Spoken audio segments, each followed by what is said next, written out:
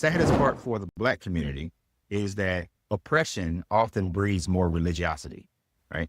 So this is one reason why you see Black people are more religious than everybody else, because we are, we have been oppressed more so than anybody else. And I personally experienced it by going to the PWIs and all that good shit. Mm-hmm. But white folks would look at me in my face and tell me, well, Sean, you're such a good one. You're not like all the others.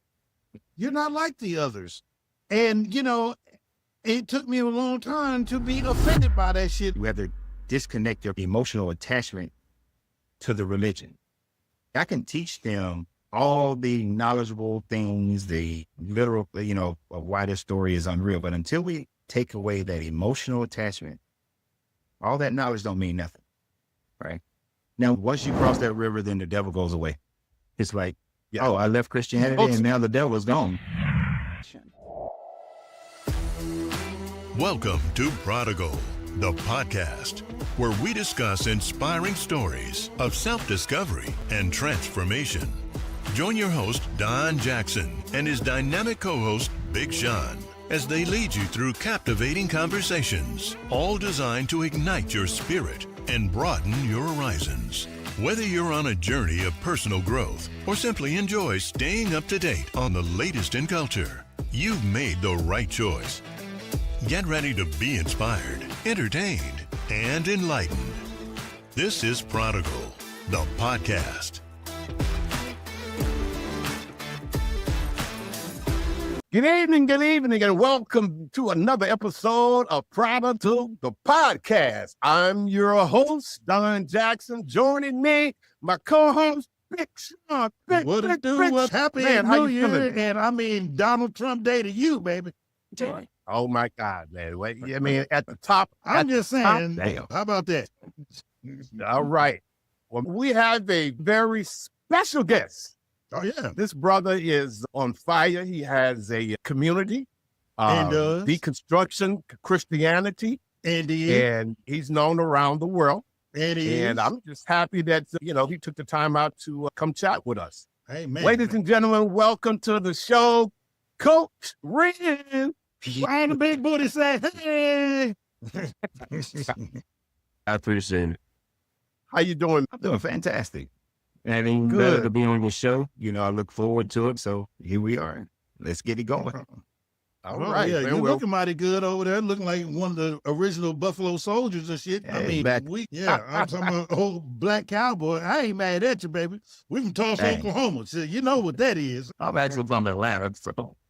Oh, shit. But I live in San Antonio.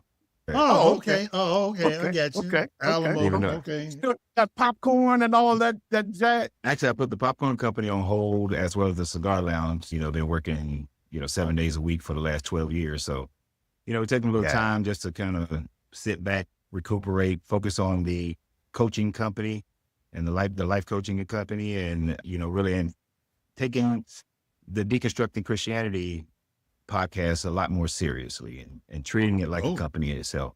So we just took a step back, moved to San Antonio, and, the semi-retirement. And then we just see where we go from here. Man. All right. Awesome. Well, you're definitely doing a real good job, man. You do produce some real life content that people can really dive in. No matter how deep they want to go, they can listen to you and get pretty deep on some subjects that we don't talk about every day. Right. Scared about. Or scared to talk about, or Right. really take the time to go study that scholarship. You've been studying a lot of scholarship over the years because you get pretty deep with it. So, first of all, let's take it from the top. Today's society, with the election of Trump, with things that's going on with the tariffs, with this new dictatorship that is upon us, what say you? Right, that's a lot. Very broad scope to look at. So the interesting thing about this, and I kind of talked about this on a video that I did a couple of days ago. Well, when the time this comes out, it'll be a couple of weeks ago. But one of the things that I talked about is the fact that with this, he was able to get into office by drumming up that religious right. And one of the side effects of that, though, is the fact that now there are more and more people who are walking away from religion. And one of those caveats is because religion is starting to impede in people's lives, trying to be forced in people's lives. So even though he's there, it actually is going to turn out as a good thing as far as people deconstructing, because when you have a religious group that tries to assume governmental powers and the government is enacting a person in charge who's going to run religion for that government, it actually will create a situation where people start to back away even more. One of the largest group of growth is people who are walking away from religion. Matter of fact, for the United States, for every one person that joins Christianity, 6 people leave. Mm-hmm. And this is Pew Research data that was published in May of 2024. So we're going to continue to see that type of thing happening. And as he devalues the dollar, take away people's ability to be able to just live and eat, and these tariffs start to wreck the economy, people are going to see the divide between the rich and the poor grow even more. Like if you are into day trading or anything like that, if you work, then you could have been in a NASDAQ supported stock right before the tariff, get out of it, watch it plummet, short it, and then jump back in it when they put a pause on it and keep doing that. Most of us don't do that. But the like his friends people, did, they have done that. And so you're going to see a bigger divide within the country. And I think ultimately he's polarizing the country even more so than it's already polarized. And there's the slim chance that through that, the common enemy will bring people closer, but also through that, hopefully we'll see more and more people walk away from, the blind faith that they are caught up into. Just like how England recently, it didn't pass, but they want to make street preaching illegal. I'm pretty sure, like you guys, I like to just go out in town and not have to be a barrage of people preaching at me, or the Hebrew Israelites in their Power Ranger outfits trying to tell me what my nationality is. So trying to claim that I'm an Israelite. So I'm overly optimistic in most situations. So I'm always looking for where is the silver lining in everything. But this is a very, very dark cloud. Very dark cloud. I agree. Very dark cloud. And I do also agree that it's really for the better. This needs to happen now than later, because as you see it's unfolding, people are like, wow, people don't know what to do. They really believe that this country was we were about to overcome. We shall overcome. Now, the saddest part for the Black community is that oppression often breeds more religiosity, right? So this is one reason why you see Black people are more religious than everybody else, because we are, we have been oppressed more so than anybody else. Now, I'm not claiming victim mentality. It's just the reality of things. And that's how it normally goes in any situation. This is why Africa is an incredibly religious, sub-Saharan Africa especially, is incredibly religious, because it's the cell of hope. When you feel like the government is not for you, the police are not for you, the education is not for you, economics are not for you, the only hope that you may be able to muster is running to a church and they selling you that just keep on going, the first will be last and the last will be first. But if the first will be last and the last will be first, but everybody's still getting in. So it doesn't matter if I go in first or it doesn't matter if I go in last. So if it doesn't matter and everybody goes in, why the hell am I sitting here suffering? That's the logic that we have to come to realize, and that all this suffering and accepting all this negative laws and provisions and executive orders that are coming down that are affecting us, in a negative format, we shouldn't be accepting of that. And you got these people out here, like the pastor Mitchell, whatever his name is, something Mitchell, where he's telling Black kids, Black parents that you need to submit yourself to authority. I don't know if you saw him, this whole thing. Yeah. You need to submit yourself to authority. And the thing about it is, why should I submit myself to an authority that is designed to punish me and continue to punish me? If that was the case, why didn't, then Malcolm was wrong. Martin was wrong. Huey was wrong. Stokely was wrong.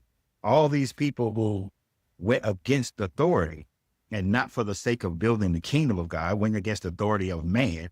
And even though they look at Romans, where it tells you that whatever government God has placed above you, you are to obey it.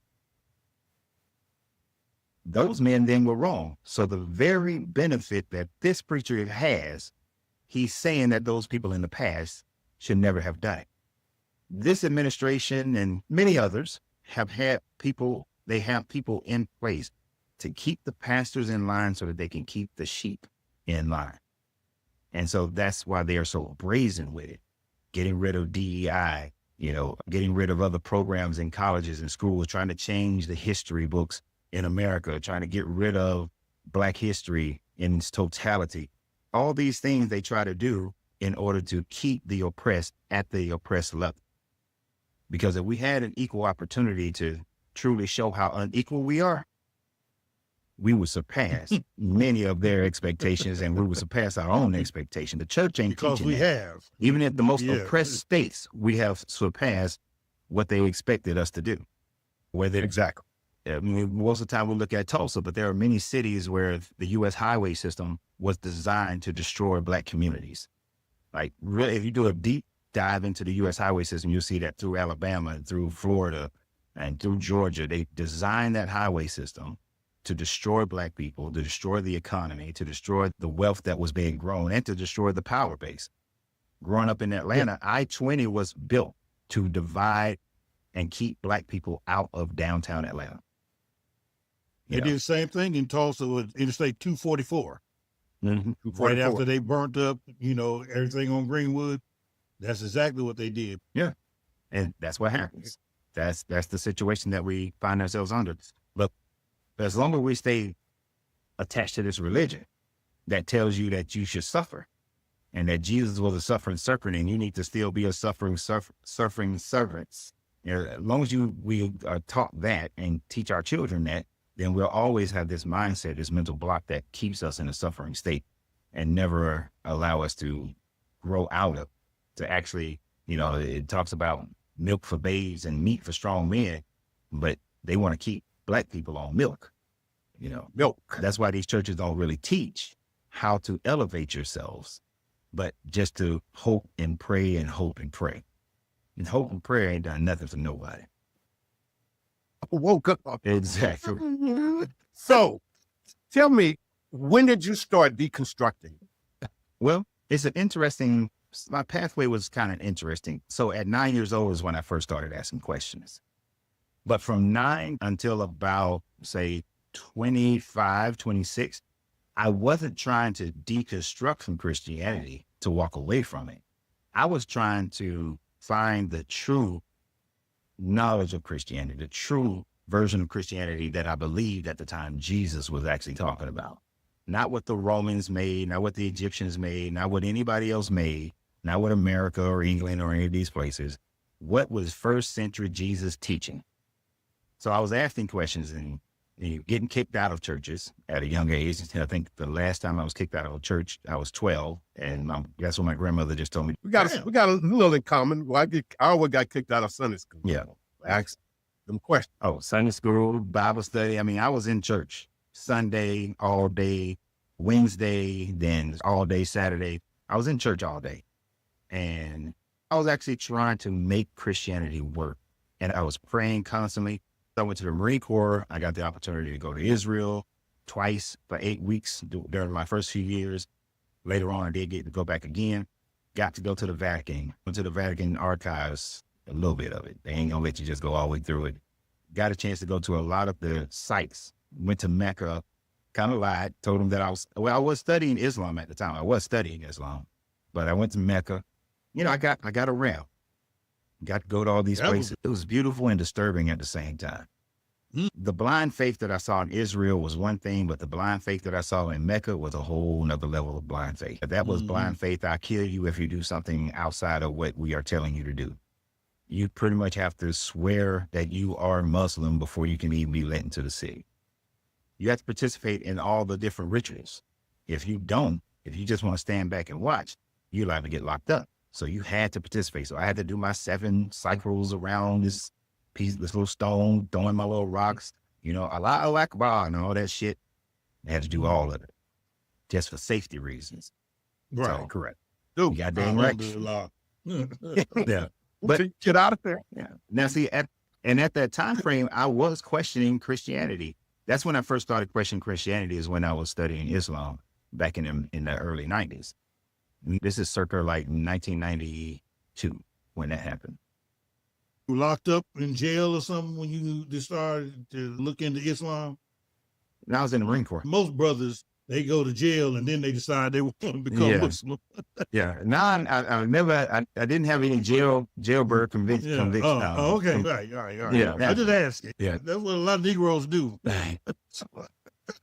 They feel safe on the yard, you know. But I just went through those years and then got stationed in Germany, got to go to a lot of places, visit a lot of historical sites, and just start seeing how. And one of the important things that happened is that I met a curator of the Museum of Tel Aviv, Israel. Me and him was pen paling for years. Right. Yeah. So I'm asking him questions. He's sending me where to go research it. But we didn't have the internet back then. All that process. And then it wasn't until I was about 27, 28 years old when I really started saying to myself, you know what? This stuff there's the possibility that I've never thought about. And that's that this may not be true. So for the next 7 years, that's when my true deconstructing started.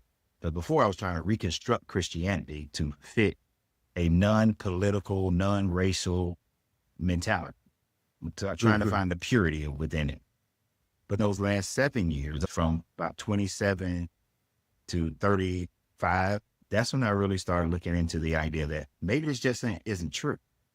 So let me go deeper into the ancient religions. Let me see where these stories could have possibly come from. And that's when I started reaching out to archaeologists and linguistic archaeologists to find out about the Sumerians and the Akkadians and the Greeks and the Romans and the Aboriginals in Australia and so on and so forth. And that's when the world really opened up and the internet had came out. And so I was able to really, where other people were going to Google thisplace.com, I was going to thisplace.edu. I was going to Oxford's libraries and going to the museums libraries and digging deeper into PhD papers. So you can go online and right now, if you was doing it, you would either use like Academia EDU or Google Scholar, which is different from regular Google. And you can find PhD papers where somebody got their dissertation writing about why the Gospels were not written by the actual apostles. What was the political ramifications of Irenaeus or Caesar, Tibius of Caesarea? And so when I started getting into that level of understanding, I started to see how this religion was created for political reasons. The more and more I saw that, by the time I was 35, I had just walked away from it. I told the pastors that I was under, I actually went back to all the pastors that I previously used to be under and told them that this is all to be false, to be plagiarized religions through a normal process of separating from one group to another group and creating an ancient antiquity for ourselves. And many of them to this day, I provide counsel to them because they struggle, yet their finances are too attached. So they can't walk away, especially the ones who are in the Methodist church. They're fully. They're struggling with the fact that either they fucking with little Timmy or fucking with Sister Bertha. Do you think most of them, I can't see how you can go through theology school and really believe this shit when most theology schools tell you this ain't the truth. This is the truth.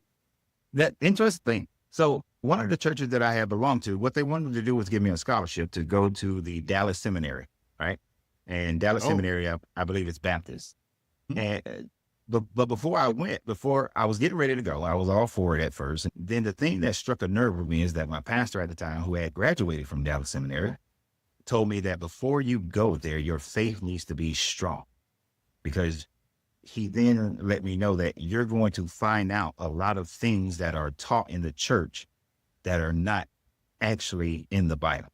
You're also going to find out that a lot of things are doctrine and not Right. Bible. Facts. You got Right. and you'll find out the history of all these different translations and how they came about and all the politics around it. So your faith has to be so cultivated that you're willing to say, regardless of all this information that they're giving me, I'm still going to believe this. And that caused me pause. But I was like, that makes no sense. I should go to seminary and get stronger in my faith, right? Right. So you know that what they say, the one thing that you won't find in the Bible that you expect or you think that's in the Bible. What's that? Yeah. White people. It's a couple. Yeah. Ooh. Well, let me not say white people. Let me say some very, very light-skinned people. We got light-skinned niggas too. Yeah. Pontius Pilate would have been a very light-skinned man, you know. Oh, okay. He wouldn't have been white, but he would have been very light-skinned, you know. All Mediterranean people during that time frame were people of color. When you look at those, the Bible is not really centered on the Levant, though it's really a Mediterranean story. Because all those people weren't dealing with people in sub-Saharan Africa or over in India or in the Americas.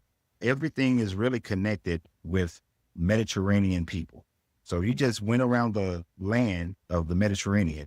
Is the culmination of the biblical stories, because they're pulling from all these other Mediterranean sources, which would include the Levant as well, which would include Mesopotamia.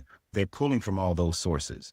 And that's why you see Greek influence and Roman influence and Phoenician and all these other influences. A lot of people like to think of the Kemetic story being the heaviest part, but the heaviest part actually is Mesopotamian stories that created the beginnings of the Bible. And even some of the prophecies or the prophetic thought processes that the Bible supposedly has. But these are all just old Mesopotamian stories with some additions of Egyptian and Greek and Phoenician and all these other people. They ain't many white people, no.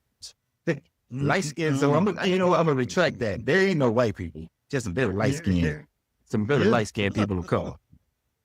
That's it. Light-skinned people of color. I go with that one. Yeah, you really don't get white people till a few centuries later, because even your people, even your Italian people in around the time frame of Constantine still would not have been mixed up with the more Germanic tribes or the Norwegian tribes. So that mixture still would not have come yet. And this is even before being conquered by the Moors. They still wouldn't have been, Scandinavian white. They'd have been like little olive brown, Yeah, olive brown. Yeah. So question, where do white people come from?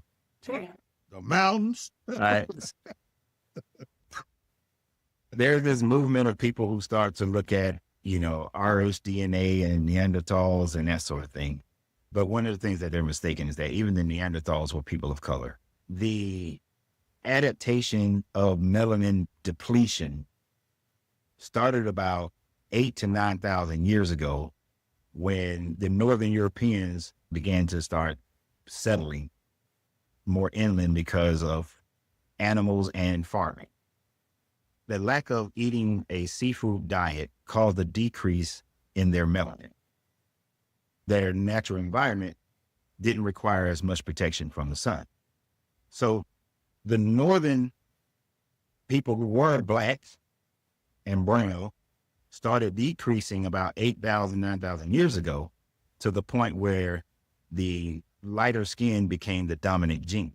White people still have levels of melanin in their skin, but it's really just an adaptation from a different diet and living in that northern climate. The situation where that gene started becoming the more dominant gene happened around about 6,000 years ago. So you have like this 2,000 year migration of melanin leaving the skin. And we can still see this with when the first Asians went across the Bering Strait and became the Inuits. They were originally dark-skinned people, but for the ones who stayed up in the Alaska, Canada areas, they started becoming lighter, whereas the ones who moved into what we call today North America, Central America, South America, they still maintain their darkness, which is why when the Mali went over there, they found other people of color.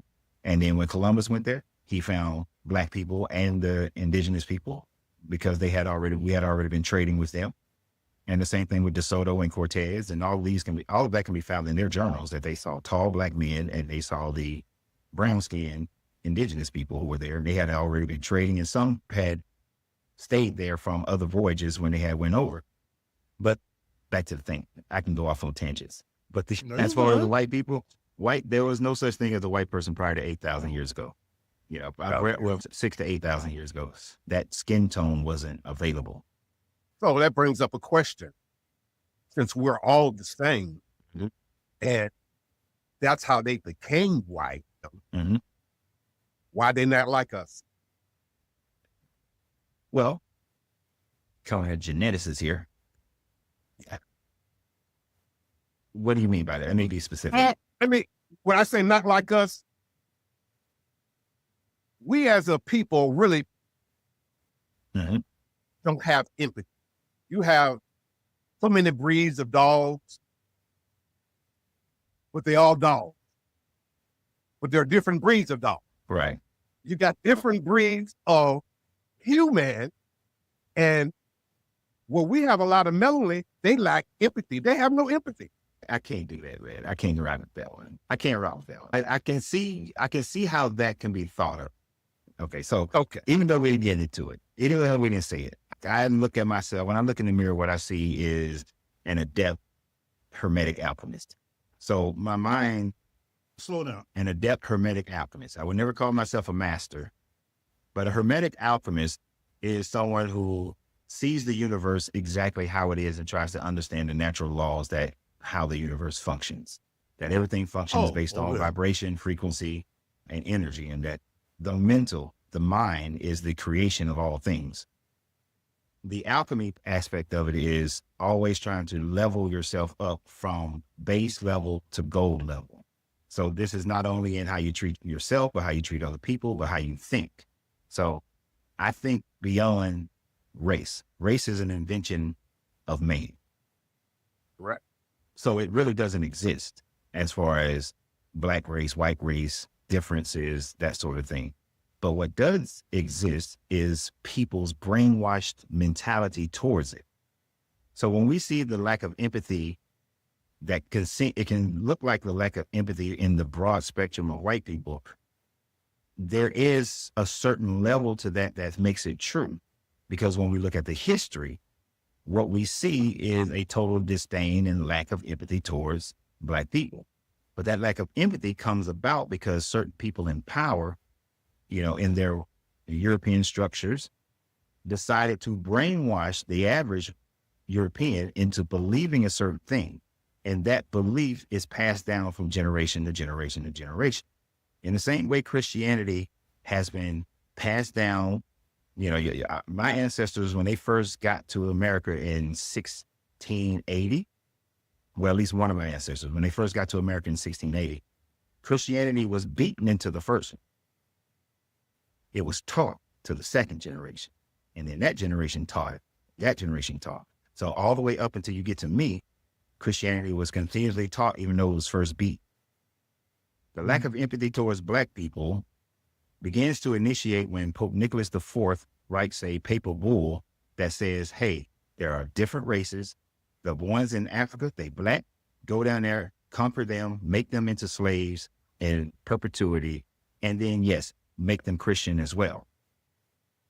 They then, and now what they started telling people in the 1500s and 1600s, the political powerhouses of Europe start telling the poor people in Europe, we're white and they're Black.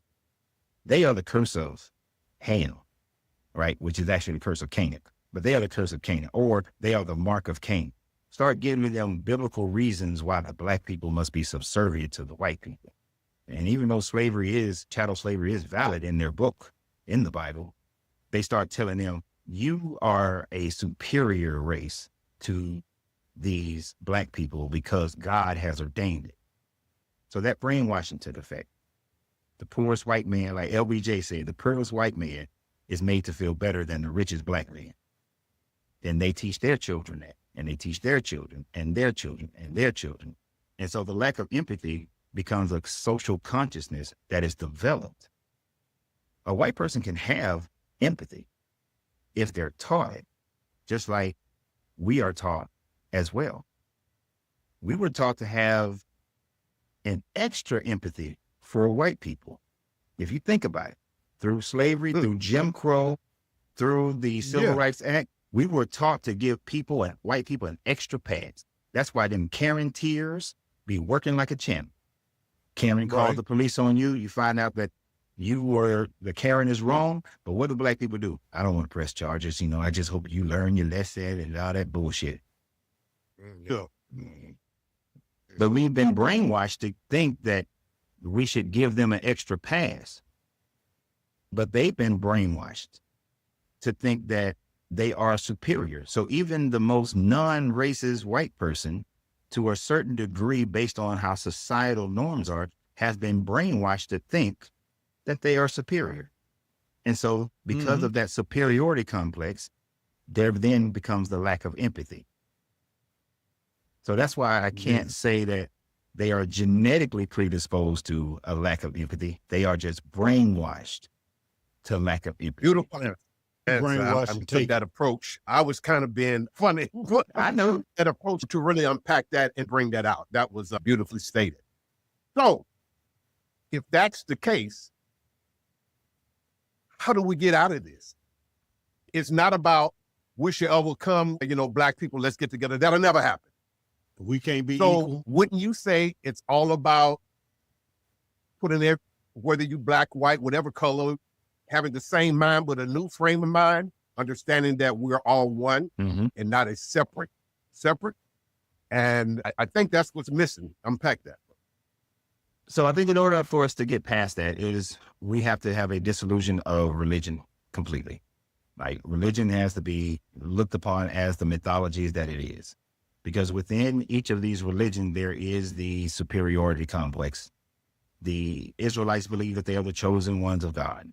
So there's a superiority complex in that they are the chosen and everybody else is just grafted in. But then the Christian feels as this, they were grafted in because of Jesus. And so they are superior because they get to go to heaven and everybody else is going to hell. These types of separation of we are righteous and you are paganistic or heathenistic, that whole paradigm has to be destroyed. And you find that in every religion as well. The Muslims think that they are the ones that's going to heaven and they are following Allah. They're doing it right. 40,000 denominations of Christianity, each one thinks they're doing it right. Yet they still have their caste systems and things of that nature. So very few religions measure up. So all religions need to be destroyed, taken away, given up.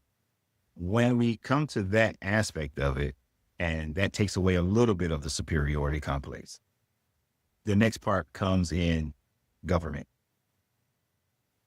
I know it, but as the governments are taken over by people who didn't grow up in these religious cycles and just have a base form of morality of thinking that I don't want to treat anybody any differently than I want to be treated, and that's a new paradigm that the Gen Zers and the millennials are more prominent in right now.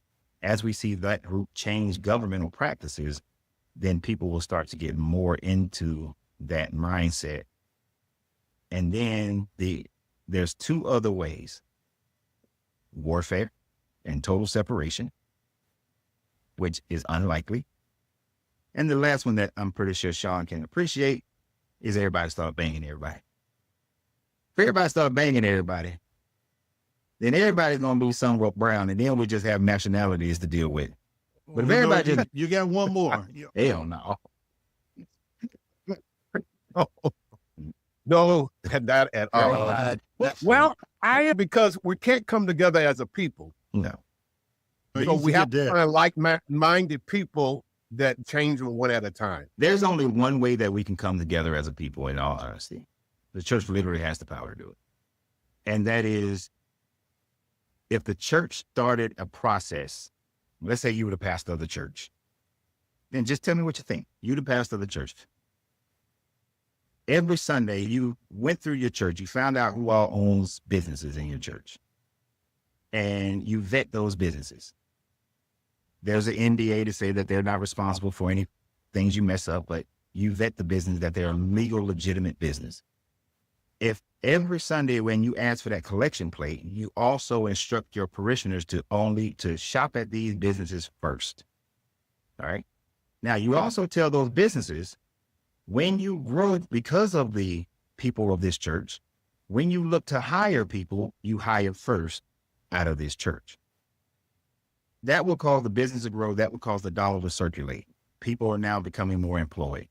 On the profit side of the church, you start to buy plazas and you put businesses from the people in your church, from the business program that you're teaching them how to develop a business. You're also teaching basic economics. You're teaching credit. You're teaching all these different financial programs and customer service and other trainings like computer training, just whatever you need to teach in this church to grow the level of market worthiness of your parishioners as well as the businesses. But you buy plazas and you put your businesses in this plaza. Hey, Sunday's over. Everybody's go over here. We got 5 restaurants over in this plaza. You know, this is why the church will have a business side as well. And then after the church grows enough, you add a bank. Now you start banking with your people. You start buying all the free open houses in your community, and you give mortgages to the people in your church to buy the houses in this community. So basically, when a church builds the economics of their neighborhood and the people in that neighborhood, one, you're going to become a mega church because everybody wants to have some money. They want a house and they want to be financially free. So you're going to draw people in. Other business owners, that church support business. I'm going over to that one. You know, I want to buy a house. I done seen everybody in this church get a house. I'm tired. I've been living in an apartment since I was a child, and now I'm 40 years old, still living in an apartment. People will flock to that because it takes care of their basic needs of provision and security. The church grows. Pastor becomes the mega pastor. You can have all these trappings because all your people are also getting their part, you know, for whatever level they want to do it in. That level of economics would bring a community together because that's what we see in the Jewish community. That's what we see in the Vietnamese, the Spanish community. When they're in a city where there are lower economics, they pool their economics in their community to grow. And that's all we have to do. The nations do it in a heartbeat. And not every business is going to be successful, but you'll have a higher probability of success. And economics is what could bring us together. But the church could do it easier than anybody else, unfortunately. Interesting concept, man. Yeah. I could see that working if you could get people on one card. But once again, that class system, you know, I'm a bishop. Yeah. I went to I can see how you work through that because everybody wants their own. Yeah. For about 7 years, I went to every church I possibly could go to in the Atlanta area and tried to talk these different pastors into doing it. And all of them were afraid of losing their 501c3. Right. I'm like, look, these people got to invest in themselves if you want them to then invest in you. No faith in believing and stepping out on faith. Yeah. That's like, you should be stepping out on faith in this.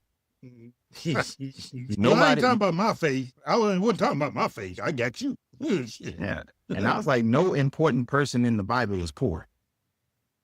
Think who was, that's true. None of them was poor. Yeah. Yeah. Abraham got wealthy, pimping his wife. Yeah. Them last 12, shit, none of them Negroes were poor. Yeah, exactly. Let me tell you, there's a part of the Bible that lets you know that them 12 weren't poor. That whole story about them feeding 5,000 people with a 2-piece fish sandwich. Yeah, right. There's a line in there where I don't know which apostles supposedly said it, but that joker said it would take us working 30 days in order to feed these 5,000 people. Now, I want you to think about what kind of money are you bringing in that 1 month's pay you can feed 5,000 people? That's not poor. Yeah. Go get 12 poor people like the hood right now and see if they can make enough money to feed 5,000 people. Hell no. You got to have something. Yeah. And remember, Peter was out there fishing, got all that fish. He had to call his other boats in. There's no that fleet. So, fleet. Yeah, these not poor people. Yeah. They weren't important. Ain't nobody in the Bible poor who is important. So, you know, when you were talking about how we get separated from just in our culture itself, I couldn't help but think in the way that white people encourage us to be separate from our people. And I personally experienced it by going to the PWIs and all that good shit. Mm-hmm. But white folks would look at me in my face and tell me, well, Sean, you're such a good one. You're not like all the others. You're not like the others. And, you know, it took me a long time to be offended by that shit. And I'd be like, well, what's the others? Yeah. Shit, what do the others do? Kill them. Yeah. Well, we're going to see what we ain't going to take.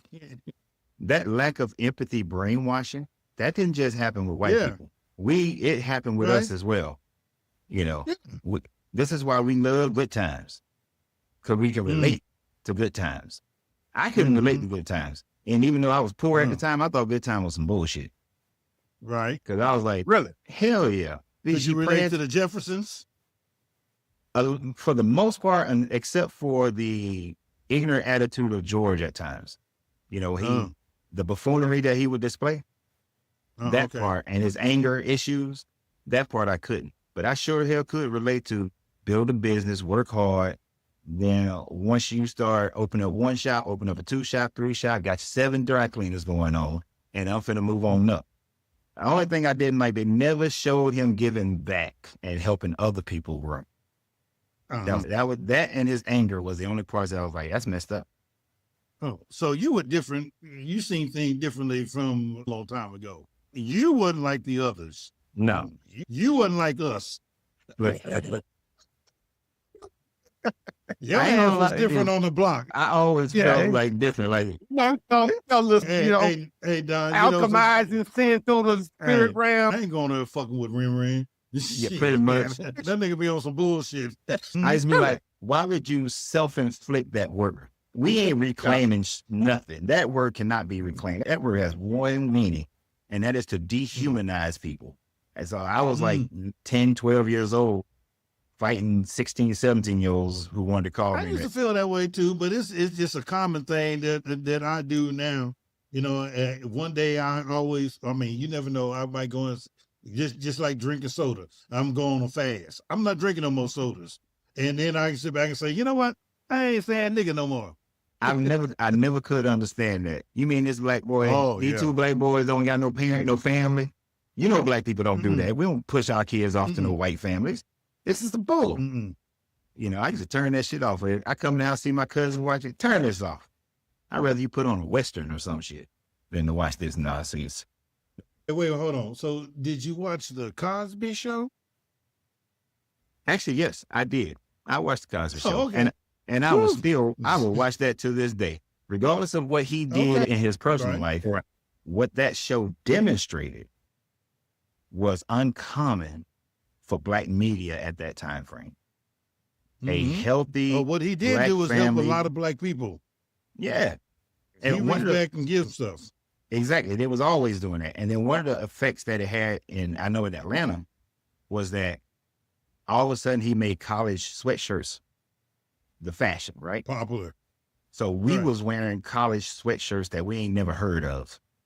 And subconsciously that started generating, let's go to college, let's do better. You know what? I can be a doctor, my wife can be a lawyer, and we can still have this great romance. We can still raise our kids, because somehow they always had time. Every doctor and lawyer I know, them motherfuckers work 12, 14 hours a day. But they, I wanted to be an attorney. I wanted to be a lawyer because I couldn't pronounce all the damn medicines and all the names, all that crazy shit as far as in medicine. So I said, let me stick with the law. It made me think about becoming a lawyer at one point when I was in high school. So yeah, I watched that show. Then of course we went back into the whole gangs and shooting everybody and all that shit was promoted. And so that's the thing. It's a constant brainwashing that's going on. Yeah, they always try. There's always a process of their program that's trying to brainwash people into following a certain path to keep people separated. They also want to keep us separated from the disenfranchised white people and the disenfranchised Spanish people. Because if all the disenfranchised people came together, the whole power structure falls apart. So they want to keep us all fighting each other, just like they did in the 15 and 1600s when they told that poor, broke Irish man, hey, you might be Irish and I'm Anglican, but you're white and they're black, and so you're still better than them. So even though the Irish were treated like trash when they came to America, the Irish still thought they were better than the black people who was living the same way they was living and being treated the same way that they was being treated. Until... You know what, Coach? I'm just going to say, man, just sitting here, I would love to sit in some type of master class with you. Do you do anything like that? You tell me where you going to be, what you can be, and shit. I'm going to fly out and sit in the audience with your ass. Well, actually, you got anything coming up? There actually is. We are actually planning in November. Now, even though I have a webinar that's going, I will constantly have webinars that you'll be able to see on my channel at different time frames. The next one, that we're doing, and depending upon the publishing of this, on May 4th, I'm doing one on a very deep dive into the flood story and how the Noah's flood is an impossibility to have happened, and where did this information actually come from. But I'll also be doing ones on the Exodus and so on and so forth as far as a webinar. But then in November, we are planning to have a meetup seminar, a physical in-present meetup seminar down in Corpus Christi, Texas in November. Oh, okay. Haven't solidified the date yet, but that is something that we are working on right now. You said right down the street. Where you at? Yeah, in Dallas. Oh, shit. Well, you're 4 hours away from me right now. I live in San Antonio. I know. I'm a 72-minute flight from Dallas to Corpus Christi. Yeah, so we're going to do that in November down in Corpus Christi because we plan on moving to Corpus Christi. Keep your ass off of SPID, though, whatever you do. SPID? What's that? South Padre Island Drive, yeah. I'm going to go down there. They say it's real strong. People, baby. Yeah, buddy, I'm saying they see your ass with that cowboy hat, they're going to be thinking, hey, because I love you, I'm going to try to tell you some real shit, okay?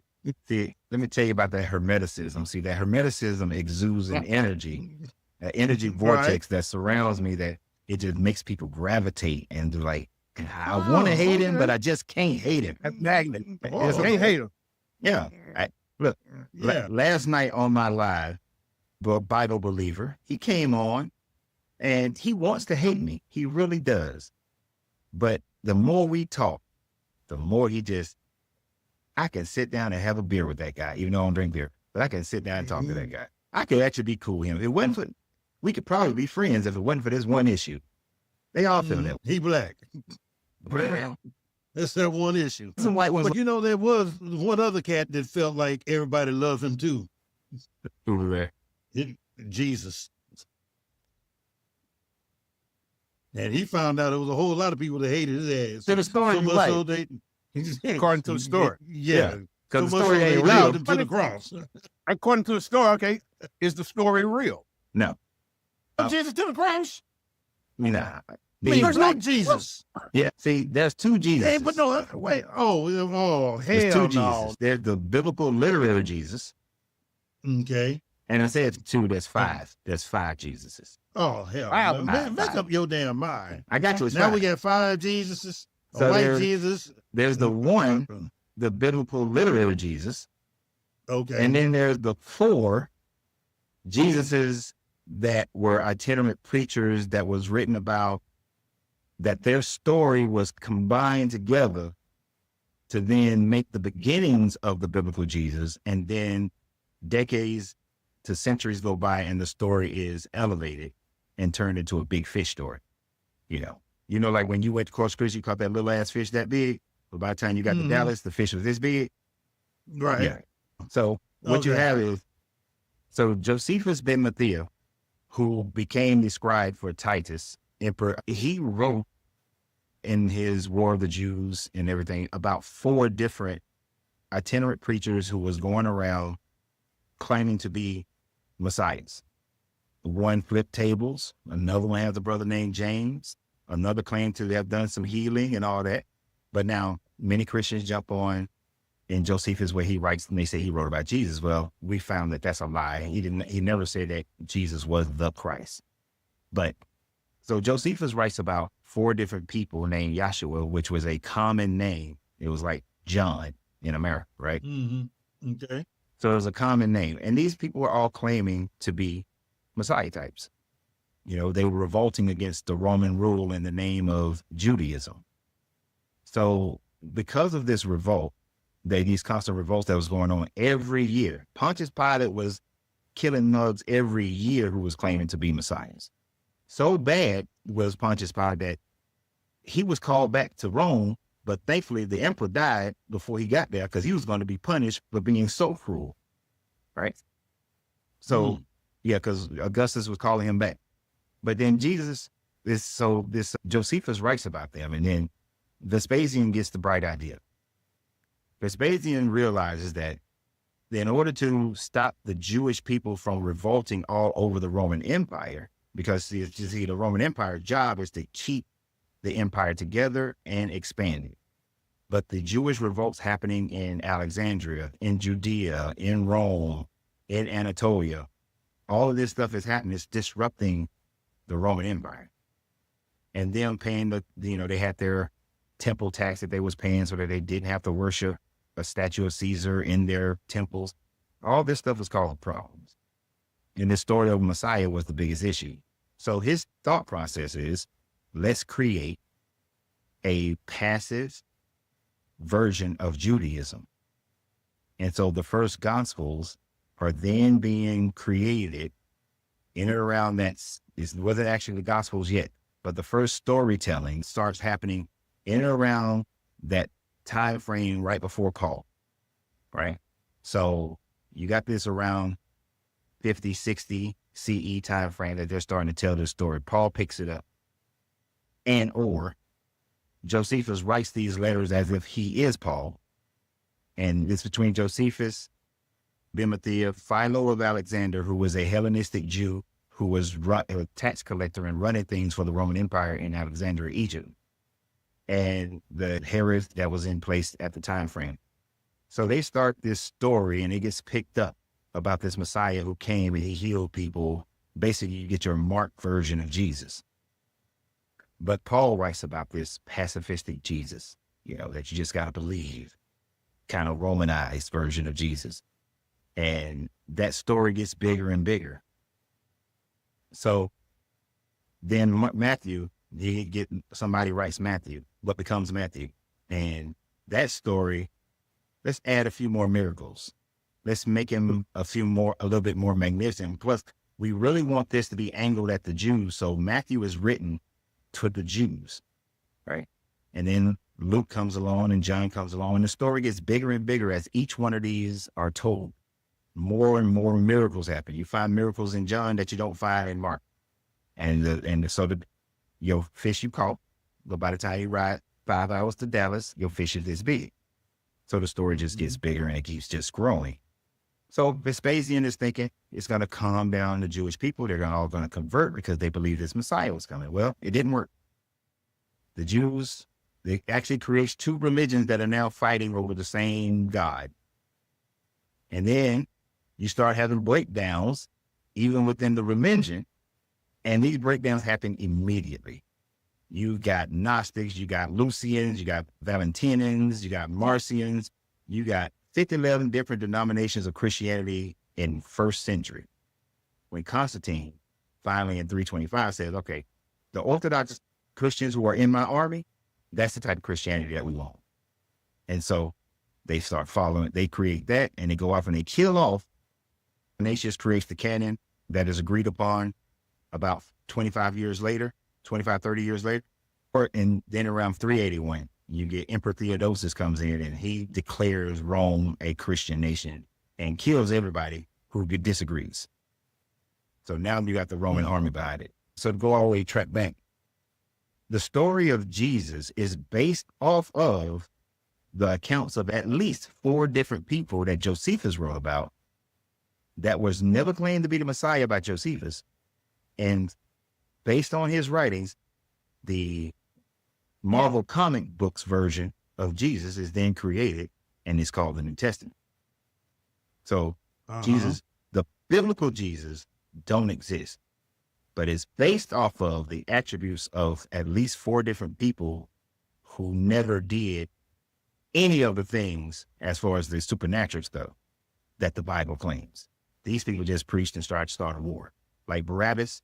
Barabbas' name is Jesus. His name is Barabbas, Yeshua, whatever his other name is. But he's a Don, check Wait this a out. minute. So Don. you mean to tell me Jesus didn't walk on water? Hold on. What, Don, do you realize what just happened here? We getting ready to go viral with this shit because for the first time in life, I know I have just heard that there's not 1, not 2, not 3 and 4, but 5 different Jesuses.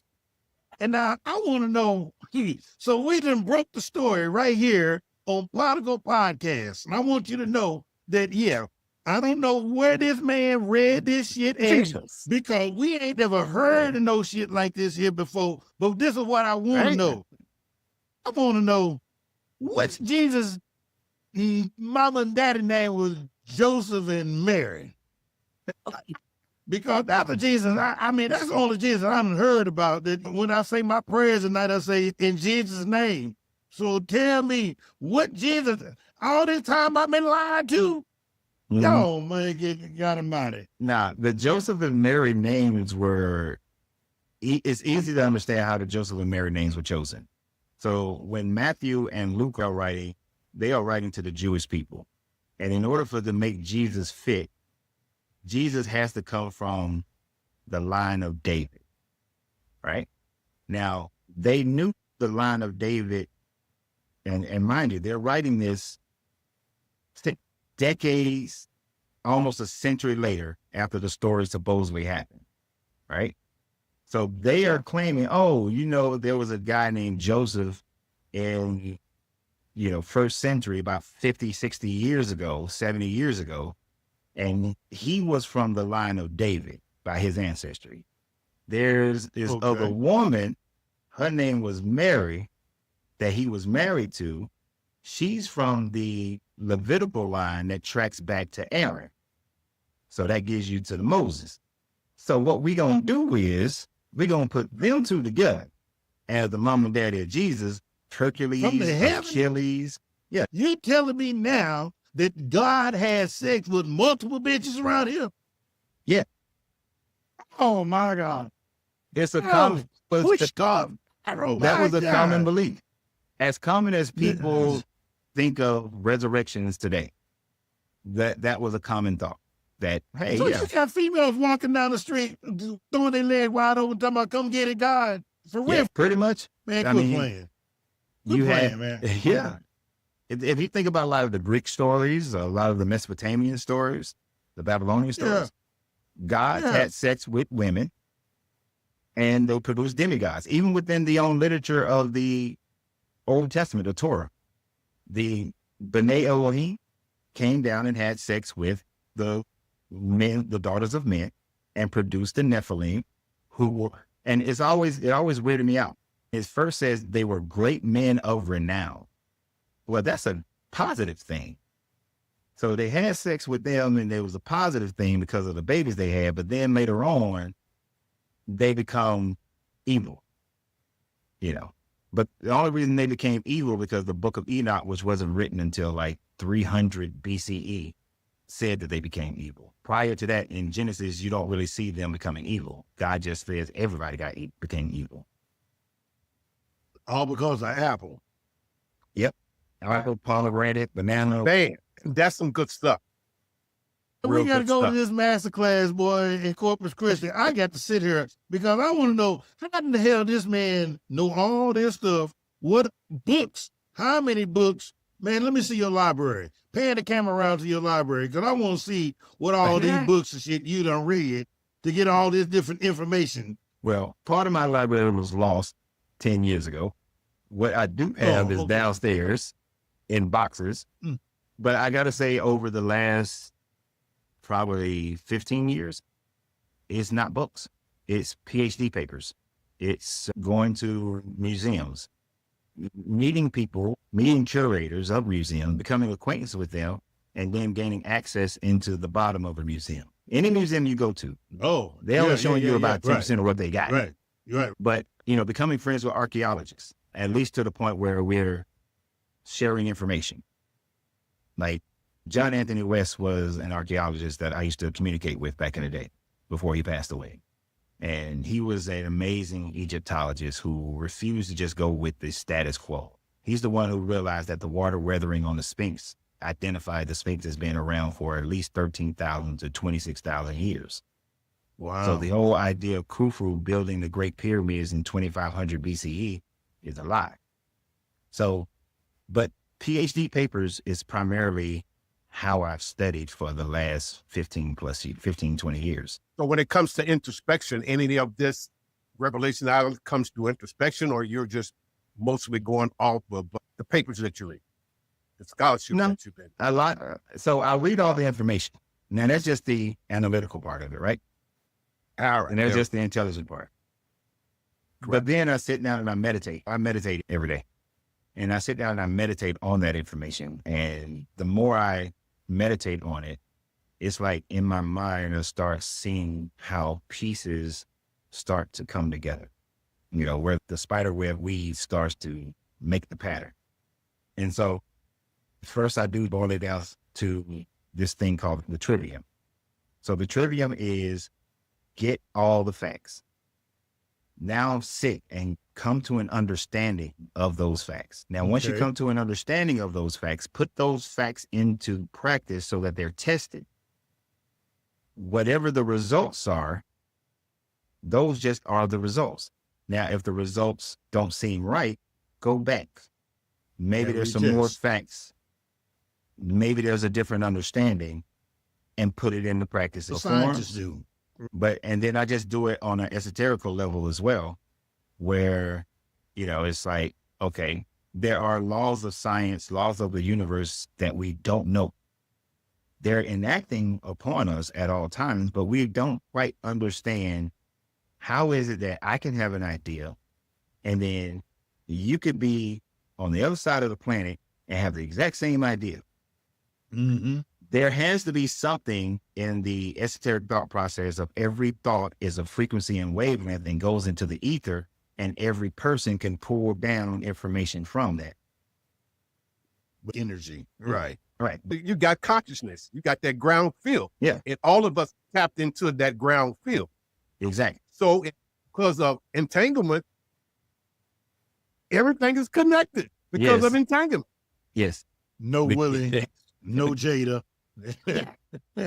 Exactly. So in the field, whatever you want to call it, everything is there. Everything is a possibility in the field. Right. So therefore, whether I pick it up, you pick it up, he pick it up, because right now, I am you, you are me, he is him. We're the same source. We're like God playing chess by himself on different timelines, because it's only one source, different avatars, different thoughts. We're a thought. That's it. We're just a thought playing out in the mind of God. Yeah, you sound like a Hermeticist, because that's exactly where Hermeticism teaches that the all is mind, and all of creation exists in the mind of the all. And we exist as the physical matter of the thought energy that proceeds from the mind of the all, and we replicate that ourselves. When you have a dream or you daydream, you are creating a universe in your mind. And for the time frame that is created, it lives. Time right now has nothing to do with how time passes in your mind. Like when you dream, you may only dream for 15 minutes, but you know, I had a whole month worth of stuff happening in your mind when you was dreaming, right? So time then becomes irrelevant. In the idea of Hermeticism, you also find this in Gnostic teachings and the teachings of the Tao by Lao Tzu, and Buddhism to a certain degree. You get this metaphysical thought process that allows you to tap into that. But most people they restrict themselves from being able to tap into it. And so, but through processes of meditation I use to help me get into the right vibrational pattern to be able to meditate in such a way that the information can be downloaded to me. So when I take all that stuff I've read, and then I download from the ether or from the mind of the all, as you may say, then it becomes clarified. The understanding is then there, and those are the things. And then I start to realize, what is it within me that blocks me from being able to have that clarity? So for about 15, 20 years ago, I started working on getting rid of all fear, getting rid of all guilt, getting rid of all shame, getting rid of the loss of love, getting rid of the disconnections. Stop lying to myself about myself, and then releasing earthly attachments. It's basically, that's the pathway of opening your chakras, right? It's not so much that I'm like fully like, oh, chakras is the shit, but it's just a pathway to get to a certain point of enlightenment. So as I utilized that technique and got past all of those things, so about 10 years ago, when I really got past 99% of all that, it's like so much information became clarified. All this stuff I had been studying became clarified. Data is just pulled. I didn't prepare for today because I had no idea what we was going to talk about, right? We didn't either. But everything just pulls its Holy Spirit. Yeah. It's like knowledge, something that I studied 20 years ago, all of a sudden it becomes relevant, and all the information comes along, and all of it is, becomes concise, as if I just read it 30 minutes before we got on here, And the information that you downloaded then is now applicable. And, for the journey that we're on here with this podcast, I just like to say, brother, I really appreciate you, because you opened up my eyes to a whole lot of things. Especially, I'm getting ready to go and investigate for myself about all these 5 Jesuses. I'm going to ask my mama about that. Hey, you know about these 5 Jesuses? Y'all been lying to me? What happened? Your mama might catch some hands messing with your mama. Boy, get out of here with that mess. Boy, there's only one black Jesus. Yeah, but we all good, though. It's Holy Week. Holy Week, and you carrying on like that? The sad part is that he probably would have been more, if he was a real person, he would have been more of a medium brown. Yeah. With the incursion of Greeks and Romans and all that, he probably would have been a good medium brown. So you saying he ain't from Bethlehem? He wasn't born in no manger. No. His mama got done like a whole lot of those women back in them days. They was walking around getting ghosted. They just picked a family that nobody would have anything to say about. They wouldn't be able to question them, and created a history. Because they were poor. That doesn't exist. Wasn't poor? Hell no. Oh, man. No, Joseph. There's a couple things to let you know that Joseph wasn't poor. Okay. The first thing that let you know that Joseph wasn't poor is that Joseph was a tradesman.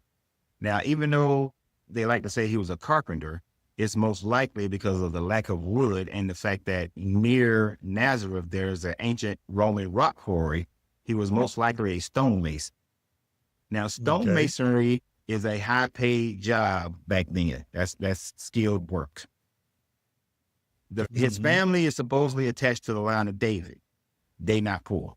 That's like, even though the Carnegies and the Rockefellers of today aren't as rich as the originals, they still ain't poor. Right. Like, so that's one issue. He's not poor.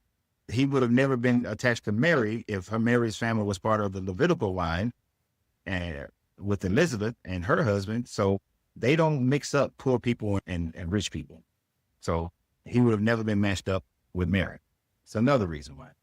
And another reason, this is hugely telling that most people don't realize.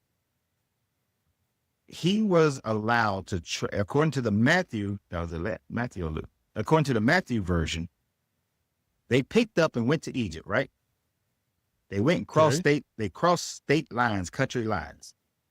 So back then, in order for a person to leave Judea and go to Egypt, you had to get paperwork from the state, like a passport, right? And you had to go to the king to get that. Now, if they was killing all the babies, he would not have gotten that passport, right? But he was able to just pick up and go to Egypt. The only people who had that type of free passport to go anywhere, anytime, were Wealthy people. craftsmen, wealthy craftsmen. You didn't have to be wealthy, but you also had to be a craftsman. You weren't poor. But if you were a stonemason, because the work of stonemasonry was needed throughout the Roman Empire, they didn't need just Pilate or Herod or any governors to give him paperwork at that moment. He just could pick up and go because they all wanted it. So that joker wasn't poor. He was in a very desirable skill trade. I'm forgetting all about all of those stories and what you hear about it. Dude, you just don't woke up, man. Damn. Huh. I'm serious. Fuck I don't know what the fuck feel right about now. Week. Yeah. I'm talking about this nigga done fucked up my whole Easter. You know what I'm saying? I'm sorry. This brother done fucked up my whole Easter. Just go and put some blood on the. That's it. Put some blood on the door. Blood on it. Okay. Just go. You know, it's Well, that's all the Passover, circumstance huh? anyway. I mean, Oh, Lord. honestly, God don't know which house Lord. is an Israelite house and which house is an Egyptian house. You got to put some blood on the door. So just go and put some blood on the door. Man. Oh, Jesus. You The gonna wrap hour this thing is up, man. getting a little late. It's all right. Yeah, We got a couple I of wanna hear questions, it. and we're going to wrap this up. All right. Shoot. If someone came to you, they're looking to deconstruct from religion, what would be your advice? So shameless self-promotion would be to contact me and let's get some coaching session going. Okay, That will be one way. But because and the reason why I say that it needs to be some outside intervention is simply because maybe they can follow a page like yours and pages like mine and be able to gain a lot of information. You have to disconnect your emotional attachment to the religion. I can teach them all the knowledgeable things, the literal, of why this story is unreal. But until we take away that emotional attachment, all that knowledge don't mean nothing, right? Now, one way to do that is to begin by assessing all the information about the Bible that is wrong, that is contradictions, that is historically inaccurate, and that is fairy tale, what they picked up from other groups. So yes, they should go and learn all those things, study how the Bible was created and all the characters don't match up the history. Then they need to be a part of some type of coaching or a group of people who can help them through the emotional part. Because you're going to piss off some family. You might lose some family. You might lose some friends. Then when you start to feel alone out there, there's a natural tendency to run back to what's safe. And you got that emotional attachment. So you need people around you to let you know that it's okay for you to emotionally detach from this religion, because that's the thing that's holding most of them back. There's a lot of people who know that the information is wrong, but that emotional attachment causes them to have cognitive dissonance and just ignore that information. So as one deconstruct, they're going to run up into the dark night of the soul. Mm-hmm. And to me, if you can cross that river, Mm-hmm. it's home free after that. Once you cross that river, then the devil goes away. It's like, Yeah. oh, I left Christianity and now the devil's gone. And what they have to realize is that everybody, whether you were a Christian or not, you're going to go through stuff. You're going to go through emotional stuff. You're going to have issues. You're going to be deconstructing, and then something traumatic will happen in your life. And you instantly think, this traumatic event is happening because I left Christianity. But the reality is, it's happening because there's a line of decisions that you made or that other people made who can affect you that created this situation. Even if something that seems like an accident, there is no such thing as luck, chance, or miracle. It is simply cause and effect. The things that we don't know what the causation is, we call those luck, chance, or miracle. When you're deconstructing, when something like that happens, the first thing you do is start to think, but yeah. right, what if I would have stayed? Well, even if you would have stayed, you still would have been driving down I-37 at this time frame, and the drunk driver on the other side of the road still would have came to hit your car, and then you're in the hospital. Same shit would have happened. Right. There is no difference in that thing, in that process. You still would have got COVID. You still would have went through the same process. Hence the same phrase, the bad things happen to good people. Yeah. And then the biggest bad dark night things happen to believers. Yeah, bad things happen to believers, but the biggest dark night of the soul is going to be the family members. Those people that you love, that you believe love and trust you, the relationship that you have, the connection you have is bigger than anything else. That's the part that when they start to disassociate from you, don't want to talk to you no more. I got people whose they mama disown them because they walked away from Christianity. Whole families disown them. That's the part of loneliness, because that was your true safety net, was that connection that you had. And I teach those people that family ain't got nothing to do with blood. It ain't got nothing to do with blood. Ain't got nothing to do with who you grew up with. Family is the moment right now of who is in your life that loves you for being you, accepts you for being you. You know, my family is very Christian for the most part. Well, the older people in my family are Christian for the most part. Him and young or something else. My mom and my aunts were just here. And we had a wonderful time because they just accept me for who I am, you know. And I had it easy in that regard. My struggle came with other people who I had let get close to me who were part of the church. And then when they found out, they, you know, disowned me, you know. People who I had given more of my energy towards their family than I gave to my own family. And then they disowned me. So when they go through that, you really just have to realize you have to have somebody there with you that'll help you understand that that was your family, but that was predicated on you being just like them in this regard. Now you need to find a true family of people who just accepts you no matter if you agree or disagree. Love me where I'm at.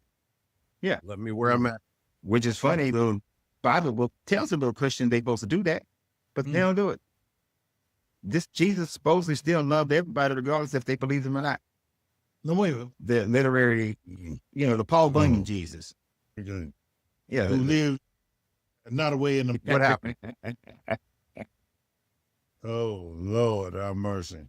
So the exact answer is, I don't damn know. Ain't nobody been there, came back and told me. Man, that's why I like you.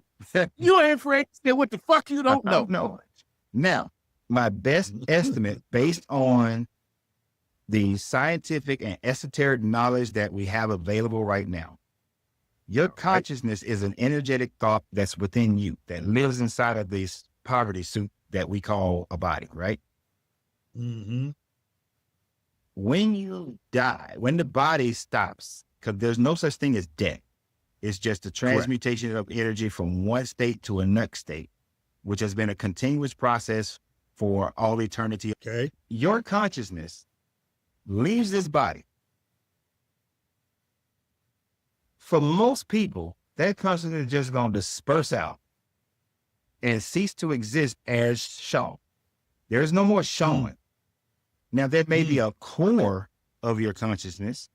That consciousness core may pull in other like energies, because what we do see in the energetic spectrum is that like energy comes and attaches itself to other like energy. Maybe that consciousness goes on to another realm, comes out as another person. It damn sure ain't gonna be a cow or a goat or a piece of grass, nothing like that. But for most people, that consciousness is just gonna disperse and you will never be shown again. Even if you came back as another consciousness and another human being, because of all the life experiences of that human being, it's somebody. I believe. Now, I do think if we raise our consciousness up to a higher level, that when we leave this body, that consciousness can stay intact. And if it can stay intact, then it can manifest whatever level of existence that it's prepared itself for on some other dimensional plane of existence. But most likely, your shit just gonna disperse. Bruh. I got a question. So remember earlier you said that you got looked at starting at the age of 9 because of the questions that you start having in and around the church. Mm-hmm. So around 9 for myself, I had the same question. You start asking questions. And one of the questions that I carry on to this day, and now that Don has brought you into this platform and it just, brightened my whole horizon and enlightened me on a whole lot of things, I want to ask you this one thing because I believe you have an answer for me. And it is simple. Out of all the 12 folks that was sitting around the table with Jesus on that Last Supper, and everybody we know was wealthy who was at that dinner, correct? Mm-hmm. They assumed to be some wealth. Okay. Right. So I want to know, when Jesus died, what happened to them mothers? Because you ain't heard nothing else from neither one of them, and can't nobody tell me where not now one of them is buried. Where not one of them's family, son, daughter, wife, husband, whatever. Can't nobody tell me where them Negroes is buried. I just want to know. And ain't nobody been related to them. And of all this time, just imagine if I was Peter's great times 1700 nephew. Do you know how rich I would be? And I'm just saying, ain't nobody can to nobody that was in the Bible. With Google and 23andMe and all the shit we got out here. I just want to know.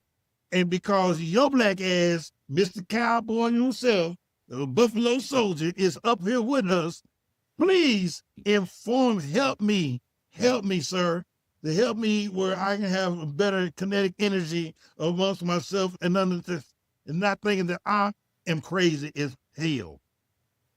Well, I can't help you with the crazy as hell part because I think you got that on lock. All right. Oh. 2 ways of thinking about this. Hell. The simplest and most direct answer is none of them existed. So, therefore, you are not going to find a grave, or you're not, Oh my God. nor will you find a family lineage. We going fire on this bitch. Wait a minute, John. It's deeper than that. Look, Lord. you're going to get the esoteric people who are going to come up and they're going to say, well, each one of the disciples represents one of the 12 zodiacs and Jesus was the sun. And so they're going to go into all this bullshit. But the zodiacs is a bunch of bullshit as well. They are literary characters that were added to the story to give it that kind of thought process of 12, because 12 is popular. The Egyptians, Hero, had 12 followers. Dionysius had 12 followers. And yes, a lot of it was representing the 12 zodiacs. So Jesus then got to have 12 as well. There's 12 months of the year, so we got to have 12. Well, 13 months of the year, got to have 12. Jesus represents the 13. So you got to have all this bullshit. So the books are going to be written to imply those things, but none of these people existed. Let me put it like this. It wasn't until 180, when Irenaeus named the books Mark, Matthew, Luke, and John. So none of them fools existed. So no. Peter didn't exist either. Nah. That you tell me.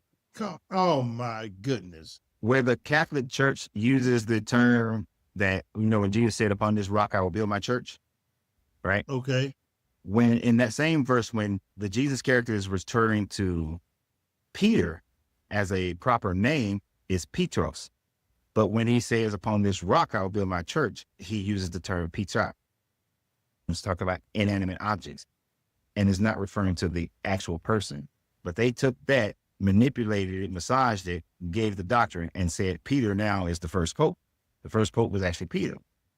That's a tradition. That's not a reality.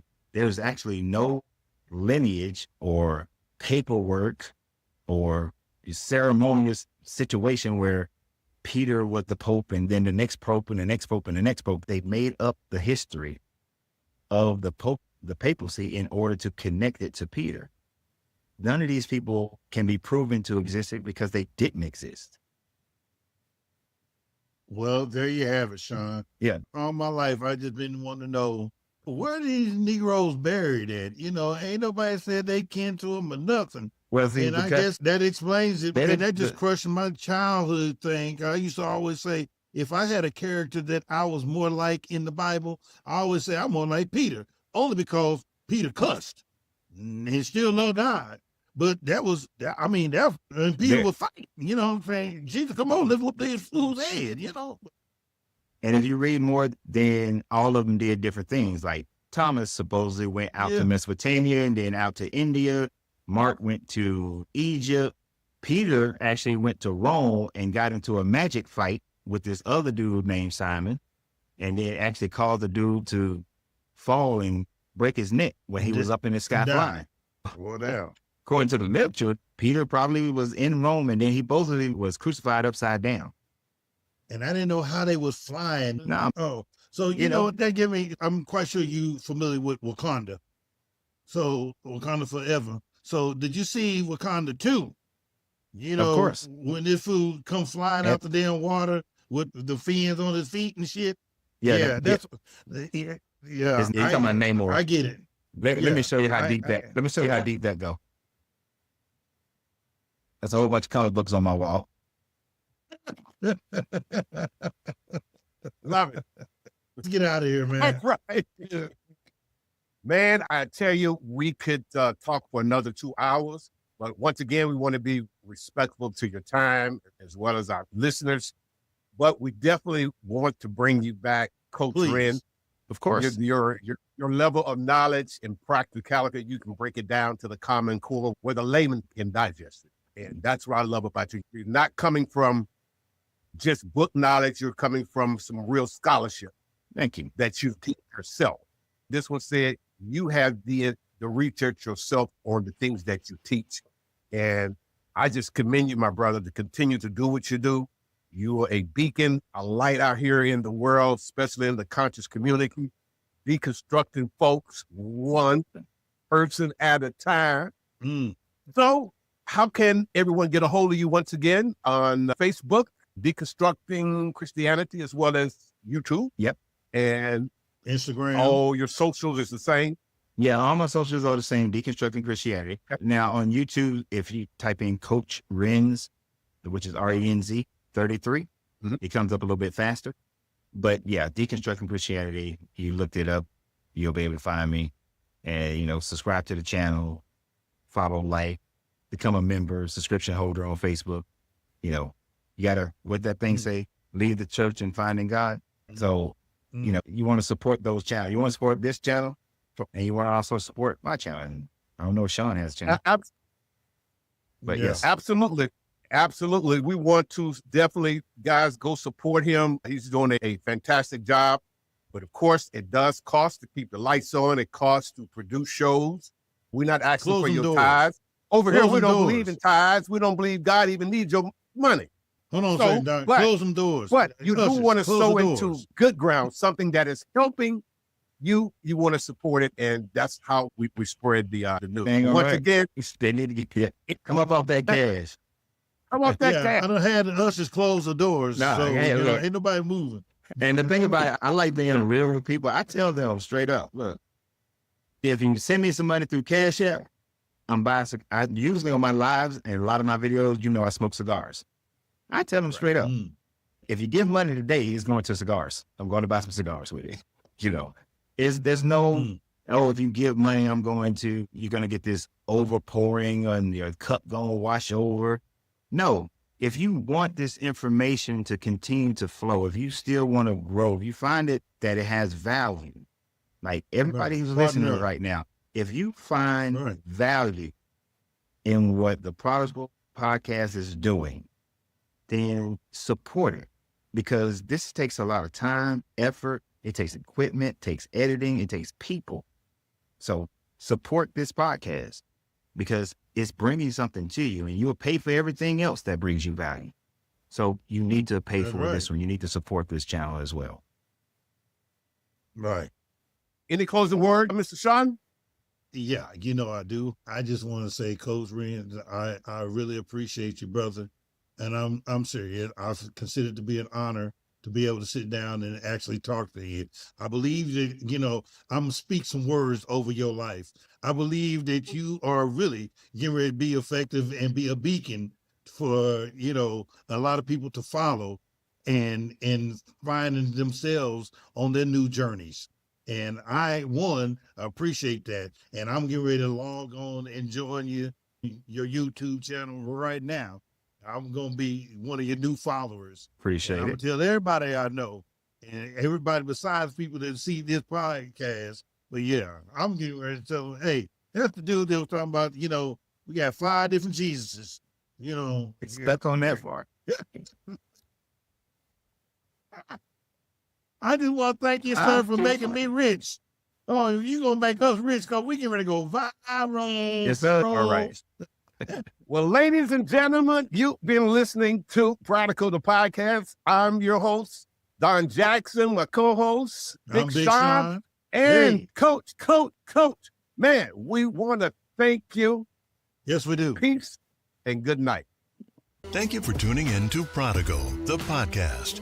We hope today's episode inspired you to embrace your own journey of self-discovery and transformation. Don't forget to follow us on social media and subscribe to the podcast so you never miss an episode. Join us again next time as we continue to explore the ever-evolving world of culture with your hosts, Don Jackson and Big Sean. Until then, keep discovering, keep transforming, and keep being the amazing person you are.